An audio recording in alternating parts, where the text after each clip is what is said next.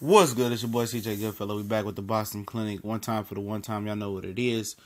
Back on the afternoon grind, of course. And some breaking news from Top Rank this morning is they're going to make Jose Ramirez Amir Imam for St. Patrick's Day weekend. That's Saturday, MSG, NYC, New York City. And I guess we get to see, Amir Imam get knocked out on St. Patrick's Day weekend.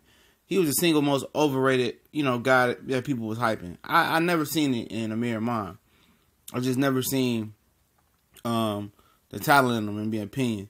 And people still think he gonna beat Ramirez. It's possible, he can pop, but I just never seen what people saying in him for him to think he will be this type of kingpin at 140 pounds. I don't see it, man. He ain't did jack shit since he came back after getting knocked out versus Adrian Granados, and refuses to give Adrian Granados a rematch. And because of his relationship with Don King and Don King's relationship with the WBC, which we explained so many times, he's still the number one contender for the WBC 140-pound belt junior welterweight.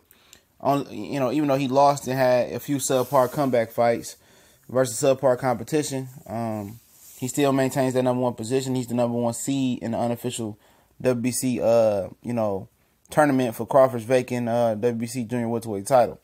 But, I ain't seen it in him. Maybe he could prove me wrong, but I'm pretty good at, reading boxers, man, if y'all haven't noticed yet.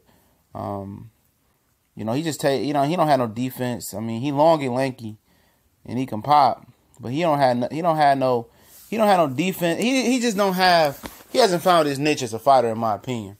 I mean, he's not technically sound at all. I'm sorry. He kind of sloppy to me. Call himself young master. I don't know what he a master of, getting pounced around.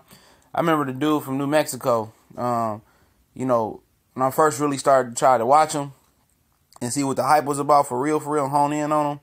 The dude bounced a couple punches off his chin and he fell. He collapsed. Maybe he draining himself to make 140 pounds, or whatever it may be with that situation.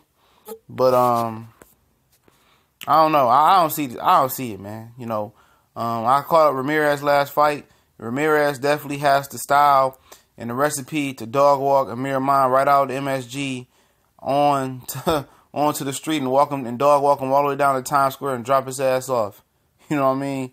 I was interested in going back to New York. I was there last year for Michael Collin and Michael Collin the Friday before, that Saturday, and Jacobs versus Triple G. I'm going probably be in Vegas that weekend or something like that. A couple weeks, but I don't know. If I choose to go back to New York, it'll be something that I'd be interested in seeing. That's just my opinion on mine. I'm not super high on Ramirez because I haven't watched him a lot. But he seemed to bring the ruckus. He seemed to bring the pain in my Method Man voice. And, I think it's stylistically wise, this is a good fight. Of course, St. Patrick's Day weekend, they're going to have Michael Collin on the undercard. Don't have him fight the Friday before in the theater room. Have him on the undercard. Have some Irish guys on the undercard just to pay homage to that weekend. I think it's the only proper way to do it because neither one of these guys are Irish in the main event. But I know Top Rank is definitely smart enough to know that. And, it's a fight that, it's a fight for the fans. We can appreciate this. The WBC ordered it. Bob Arum made it happen. Bob and Don King, made it happen. And we'll see. May the best man win, which will be Ramirez by knockout.